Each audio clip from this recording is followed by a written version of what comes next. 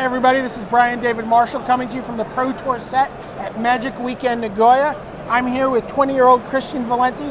Christian's playing in his third Pro Tour. He earned the invite here by making top 8 at Grand Prix Atlanta, so well done there. Thank you very much, I appreciate it. You've been playing Magic half your life, is that actually true? Yep, since I was like 10, and I started like PTQing, kind of doing that thing when I was like 14, and never really made the next level or anything, but I definitely was there, just kind of grinding away. This is your first trip outside of the United States. Yep. Tell us about what happened when you made your top 8 in Atlanta. All right, so I knew that like hypothetically there's like no way I was gonna miss this. So the Monday that I got back from Grand Prix Atlanta, I went and spent like what was my entire money, all the money I had at that point, to go get my passport because I knew there was like no way I wasn't gonna be here. Some financial issues actually popped up, and I thought I wasn't gonna be able to come for up until last week basically. I decided to come the Monday I got back from the Invitational. So. Okay. Well, good. We're glad you made it. Yeah, I am too. So you're tackling the Scars of Mirrodin block format. Yep. You've been playing a while. You remember Mirrodin block. Yep, that's what I wanted to name the deck from. So your deck reference is the Freshmaker. Tell people what Freshmaker was. All right, so the Freshmaker deck was the red-green, effectively control deck back from Mirrodin block. It played like Troll Ascetics, a bunch of artifact removal main deck, Oxidizes, Viridian Shamans, and it was to redefine the format. It wanted to take affinity out of the metagame, and it tried to compete with just big effective creatures against the other decks. Right. So a lot of these same problems present themselves in Scars of Mirrodin block. Absolutely. The most popular deck coming in, everyone pretty much knew was Tempered Steel. Even the Channel Fireball team, they didn't come up with a crazy creation. They were just playing the best deck, which was Tempered Steel. And so your solution is the Fresher Maker? Yep, absolutely. So tell us a little bit about this deck that you're playing. It's red and green. Yep. A lot of people have taken a red-black approach. Why red-green? Well, the red-black deck, it adds a lot of removal. It gets Dismember, it gets Go for the Throat, it even gets an extra Fatty and Carnifex Demon, which has been the choice most people went with. But you get a lot of value, I think, out of the green. Beast Within is really valuable in what you're trying to do. You either can deal with their threats, or you can blow up your own Wellsprings, which we'll get to later. It's just there's more synergy in this deck than any of the other decks I've seen listed for. The control decks, they're just trying to slam a Planeswalker or a Consecrated Sphinx. The other decks, they're just trying to. Basically, there's a lack of synergy, and they're just trying to out big guy the other deck, like Karns, Planeswalkers. So this deck has a lot of synergy built in. There's a lot of things. The cards interact very well with each other. This really feels like a card I would have loved to have seen. Mirrodin block. Yeah, absolutely. Creeping Corrosion. So, only one though, huh? Only one in the main deck. They weren't even going to play it in the main deck. You get value out of it because even the decks that don't have artifacts, you still have your Wellsprings to destroy. So you can just randomly get 2 extra lands and draw a card for casting it. But most of the time, there's a lot of just random artifacts running around, even in the decks that aren't they don't need them. Right. They still have them. The problem with the Creeping Corrosion is that sometimes you're hitting 2 of your Wellsprings, but hitting 3 of your opponent's Wellsprings. Right, exactly. Which is why some people have moved away from the card, right? Right, absolutely, absolutely. Another card that's really great with the Wellsprings is Artillerize. Absolutely. That card has also been insane for me today. Kills Hero of Bladehold dead. Very much so, very much so. And are you running the full, or you're only running 7 Wellsprings? Yes, there's 3 Mycosynth and 4 Ichor. Why not the full 8? Is it because you're 2 colors, so you don't need? I mean, the mana fixing is certainly nice, but Mycosynth Wellspring is so bad when it's really hard to keep a hand that's 4 lands and Mycosynth Wellspring because it is just a land. Even if it's card advantage, it's still just a land. So Ichor Wellspring is clearly superior, but I mean, there's a lot of synergy still. Right. So. You also have additional mana fixing with the Viridian Emissary. That card's awesome. That card is really insane. It's like a shock every turn. No one ever wants to kill it. So, have you artillerized your Viridian Emissaries at all? I'm sure I have. I've gotten a lot of value out of pretty much all of the cards. I've had a lot of games where the Emissary just attacks them 4 times because they never want to give me an extra land. So they're at 12, and then I just end of turn throw it at them with an Artillerize, get them a 7, and then I untap and Zenith them. So it's a very burn heavy, you're very unaware of how much damage is coming your way any given turn. It's very hasty. You have Koths, Phoenixes, Zeniths, Artillerizes. You never know how safe your life total is going to be. How is Thrun the Last Troll been for you? He's been very good. We actually, out of the sideboard, we go up to a 3rd and bring in a Zenith, and he's very good in the matchups that you want him for. I've played against Mono Red multiple times in this tournament, and our deck is almost the exact same, except he's the deal breaker. He can't be killed by their Artillerizes, their spot removal. and he can, you know, deal with Koth single-handedly, regenerate off the mountain, and then attack Koth. There's Koth, the best card in the deck. No, it's not really close. So tell me how Koth functions in this deck. How might he be different than, say, in a mono-red deck? Well, in mono-red, because you have like the Zeniths and the Phoenixes, the mono-red deck is much more likely to like use the -2 ability. There's actually only 10 mountains in the deck, so like you're not very likely to like -2 and like just like fuel a blaze or anything.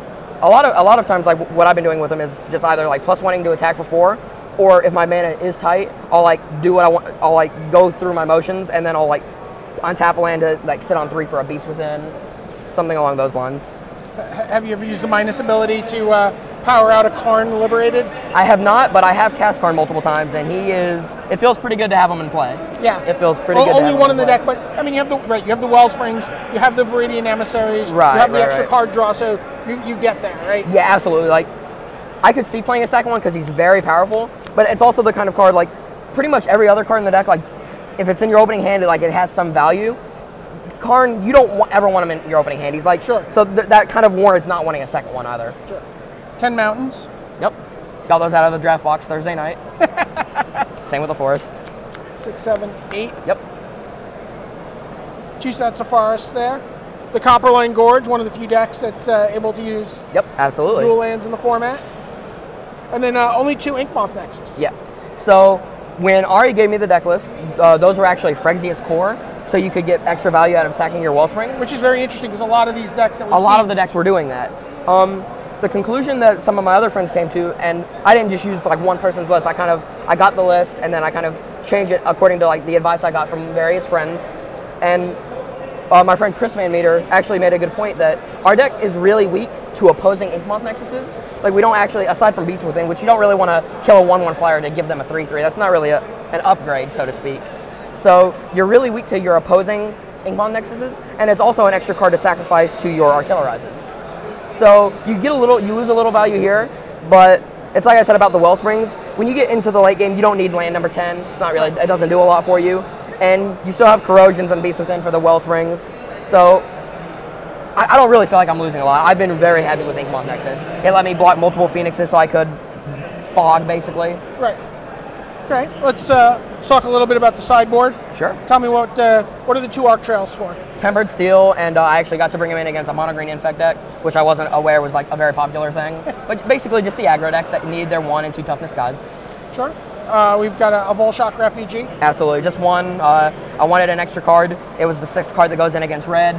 It just kind of, it fit.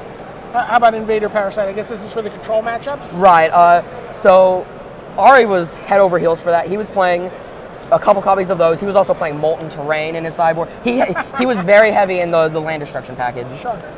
I wasn't as much of a fan of it, but I still like that guy because he's like I actually had an opponent in day 1. I took an island and he +2'd his Elspeth, so to bring it up to 4. But then he like played an island again, and I just redirected the damage to Elspeth, and then I got to kill it with a various 2 damage spell. So I mean, it's very valuable. It does its job well. So sort of War and Peace. More cards for the red matchup. That matchup gets very tempo based a lot. Winning the die roll in that matchup is actually very important. I actually have one. I won a few games where my opponent went turn 3 Koth on the play because I was able to Beast Within it, like in their upkeep. But that's actually pretty uncommon. Usually the first person to play Koth in the red matchup has a huge advantage because your answer is to either play a Koth to legend roll, kind of like the Jace battles of Standard. Your only real answer is to play one of your own because like Phoenix is a turn too slow. I mean, you don't want to main phase Artillerize, you sometimes have to, but that's not that's not the line of play that you want to be following. And the sword just really helps with the tempo battle. And it lets you hit them and hit. Absolutely, you can sort of split it up, right? Absolutely. Brutalizer Exarch. This is a card I would say that's my MVP out of the sideboard. Really? So I've cast it 4 times. Well, I've put it into play 4 times via it and Green Sun Zenith, and so far the 4 times I've cast it. So we're going to put these 3 cards together then. Absolutely, they do go together. The 4 times that it's come into play, I've searched for 2 Kuldotha Phoenixes to put them on top of my deck, and I've put a Tezzeret and an Elspeth on the bottom of my opponent's library. So it's very expensive, so I don't think you can main deck it. But it's got a lot of versatility. It's a more powerful card than some of the cards other people are playing.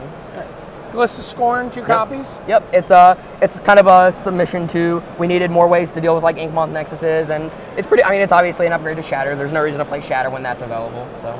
And then 2 more copies of Creeping Corrosion. Absolutely, just kind of kick Tempered Stone while they're down. And 1 more copy of Thrun the Last Troll. Absolutely. So let me ask you a question. When Zendikar finally gets out of our lives in Standard, absolutely, you think that a deck along these lines has some application in Standard? I mean, do you see something where you're playing like this kind of like big red-green, almost like throwback deck? Sure. I feel like all of the decks are actually pretty weak. I think Zendikar is, just like in most cases, the older block in the format really defines kind of what's able to be played. Absolutely. Like, obviously, most of these decks aren't viable because of Jace the Mind Sculptor. I feel like this is a good core. Like, the big red deck does exist, and it uses a lot of the same elements. Artillerize has been really impressive, but I feel like Wellspring packages with Phyrexian Core right. and Artillerize might be around for a while. I feel like there's something there for sure. Like, that's a pretty powerful engine. It's pretty good in the late game. I mean, it even gains you life, so it's not even like it's terrible against aggressive decks. I mean, gaining 1 life here and there can certainly help. I think there's a lot of things that this deck is doing right, but I mean, it's also pretty slow. Like, I have to keep a lot of like 3 and 4 land hands that like my first real spell is on turn 4. And I mean, that's fine in this format, but I imagine Standard will not be that way. I imagine there will always be very sufficient aggro decks. Sure, you might have to these might have to become birds or... Sure. I actually like this card quite a bit. I don't know how good it would be in Standard, but I've been very impressed with this card. Like, no one ever wants to kill it, so... The upgraded Sakura Tribe-Elder? Yeah, I mean, I love Sakura Tribe-Elder. That was one of my favorite cards. You had that look about you. You look like a guy who likes a Tribe-Elder. I mean, to be honest, like, I don't know, like in this deck, it's a very, like I said, very hasty, burn-heavy deck, and a lot of times people are harming themselves by taking so much damage from this guy. He softens them up for you. I've had multiple games where this guy gets 3 or 4 hits in, where they could very easily block him, and they just don't want me to have a land. And then all of a sudden they're at 12, I throw it at them with an Artillerize, and then I have to have and Zenith them, and they're dead. I mean, they very easily could have saved 8 damage, but... So we're coming down the stretch of your 3rd Pro Tour. Yes. You are X and 4, 10 and 4 at this point. That's true. So probably on the outside maybe of top 8, but making a deep run here. Yeah, I mean, I'm very pleased with myself. At Austin and San Juan both, I was 4-3 going into the last round of day 1 and lost both of them. So I haven't had, this was my first day 2. Those were kind of heartbreaking finishes. Up until 2 rounds ago, I was X and 3, and I really thought I had a good shot to make top 8, try and make a run. But the deck is really powerful. I'm happy with, X4. If you had told me I would have top 50'd, prior to the tournament, I would have thought of that as a huge success. Right. And now, I mean, I'm looking to win 2 more rounds and maybe top 16. So, okay. I'm very... shuffle well. Yeah, absolutely. Win some, and then, take it to the next level in Philadelphia. Absolutely. I'll see you there. All right. Deal. Thank you. For Christian Valenti, this is Brian David Marshall signing off from the Tournament Center. See ya.